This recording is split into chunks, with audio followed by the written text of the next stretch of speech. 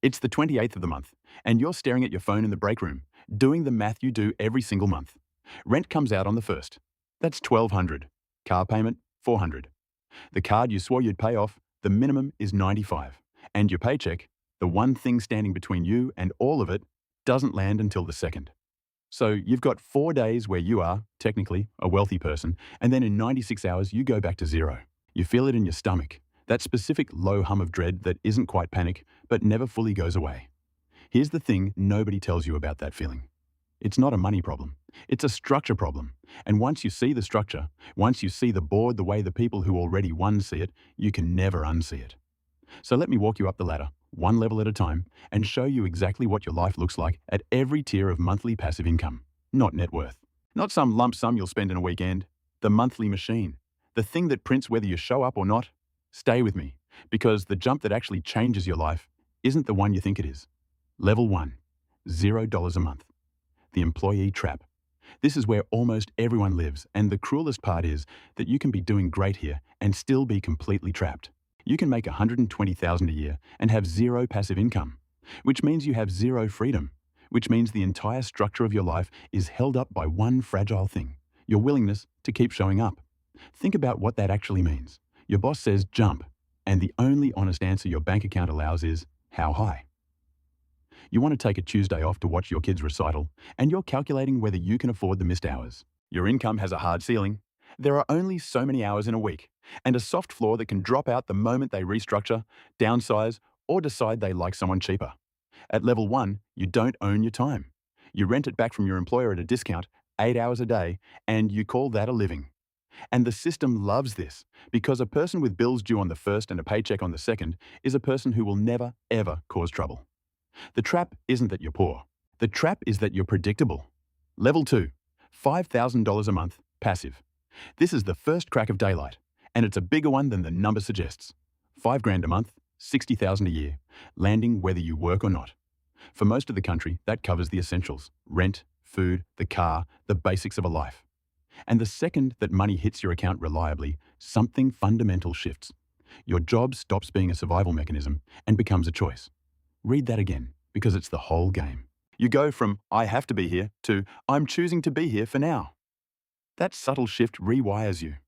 You start speaking up in meetings because you're no longer terrified of the door. You negotiate harder because you can actually walk. The boss who used to own your week suddenly notices you've got an option behind your eyes. And people treat you differently the moment they sense you don't need them. This is buying back your time, and it doesn't happen all at once. It happens in pieces. Maybe you drop to 4 days a week. Maybe you turn down the toxic client. The machine covers the floor, and your labor becomes the upside instead of the lifeline. You're not free yet, but for the first time, you can feel where free is. Level 3, $25,000 a month. Total location independence. Now we're somewhere most people never even visit. $300,000 a year, arriving with no boss, no clock, no permission slip required. And the thing that changes here isn't the size of the number, it's the size of the world. Because $25,000 a month doesn't just cover a comfortable life in your hometown. It covers a comfortable life anywhere on the planet. You wake up and the question stops being, can I afford this? And becomes, where do I want to be? Lisbon for the spring, where that same money rents a flat with a view of the river. Mexico City in the fall. A month in Bali that costs less than your old American utility bill. Your office is wherever there's Wi-Fi, and your commute is the distance from the bed to the balcony. But here's the part that's easy to miss. The real luxury at level 3 isn't the travel, it's that your money has completely detached from your hours. You could sleep until noon and earn the same as the day you grind dawn to dusk. The link between effort and income, the link that ruled every day of your level 1 life, is severed.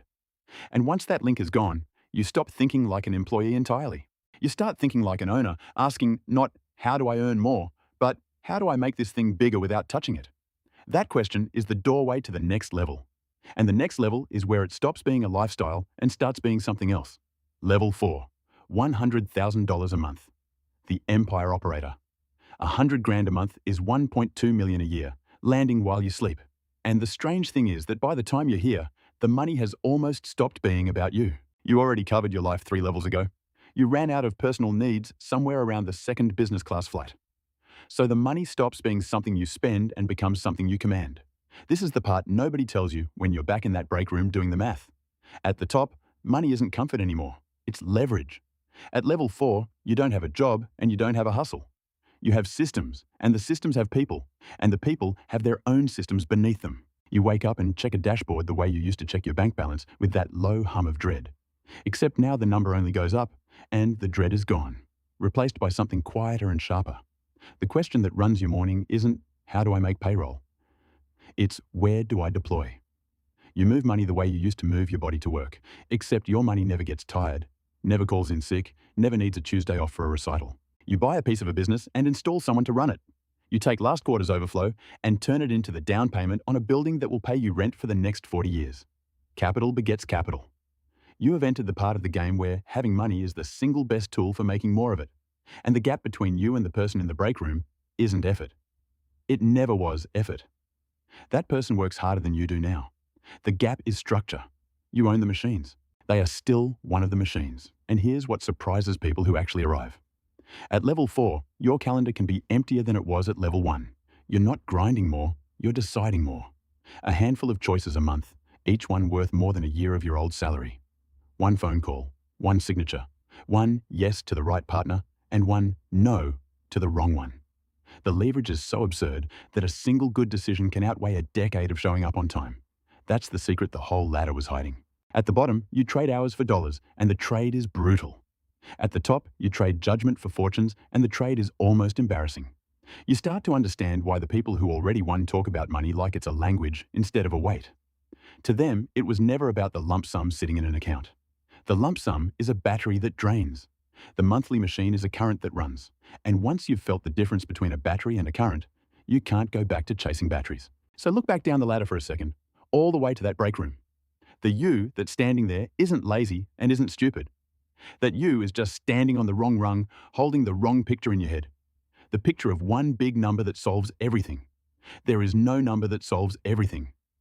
A man who wins 10 million in the lottery and has no machine is just a level 1 employee with a longer runway. And the data backs it up. Most of them are broke again inside a few years because a battery with no current attached only ever discharges. The thing that actually frees you was never the size of the pile.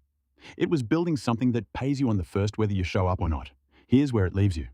Go back to that phone in the break room, the 28th of the month, 4 days of being technically wealthy before you reset to zero. Nothing about that scene changes by working harder inside it. You could get the raise, get the title, get the corner office, and you'd still be living on the 2nd of the month. Still renting your hours back at a discount, still predictable. The ladder doesn't go up from there. It goes sideways. The only way the picture changes is if, somewhere in those 4 days you're technically rich, you take one of those dollars and point it at the future instead of the past. Not at the card you swore you'd pay off, but at the first small machine. $5 a month of something that prints. Then 50. Then 500. It feels insignificant against the rent. It is the only thing that isn't.